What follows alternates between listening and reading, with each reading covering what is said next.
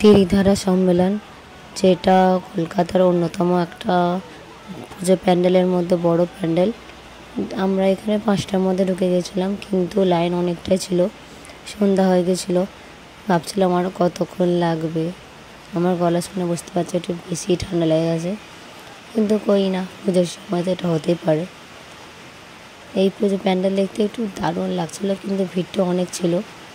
ধাক্কা দেখি তো হচ্ছিলই বটে, কিন্তু ভেতরে ঢোকার পর আমরা দেখলাম খুব ভালোই করেছে প্যান্ডেলটা। এত ভালো প্যান্ডেল আগে দেখিনি, খুব সুন্দর থিম।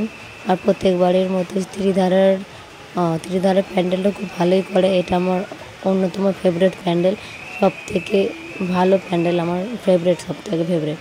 খুব ভালো লাগে, মানে এর থিমটা সব থেকে আলাদা। দেখতে পাচ্ছি সব কত সুন্দর সুন্দর প্যান্ডেল করেছে। কিন্তু একটা ডিসঅ্যাপয়েন্ট লাগলো, এখানে আঘোড়িদের যে নাচটা ছিল, যেটা আমরা ইনস্টাগ্রামে দেখেছিলাম, ওটা আমরা দেখতে পাইনি, তো এটা খুব খারাপ লাগলো। কিন্তু ওটা টাইমটা আমরা জানতাম না কখন আছে, বাট কই না, প্যান্ডেলটা খুব ভালো করেছে, ভালো লেগেছে আমার। আপনার কেমন লেগেছে আপনারা বলবেন। আপনারা কবে কবে ঘুরে এসছেন এটাও জানাবেন কমেন্টে।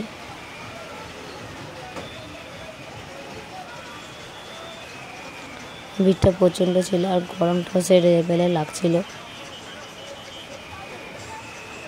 এত ভিড়ের মধ্যে সব থেকে খারাপ লাগে এই ভলেন্টিয়ারগুলো খালি বলে যাও যাও যাও, এত যাও যাও করলে ঠাকুর দেখবো কী করে? আমরা তো ঠাকুর দেখতেই তো এসছি, এত যাও যাও করলে একটা ছবি ভালো করে তুলতে দেয় না। 2 ঘন্টা 3 ঘন্টা লাইন দেবো, একটা ছবি তুলতে দেবে না। ঠাকুর দেখতে তো এসছি, এমন করেন এরা মাঝে মাঝে। আর কানের সামনে এত বাঁশি বাজান কেন জানি না।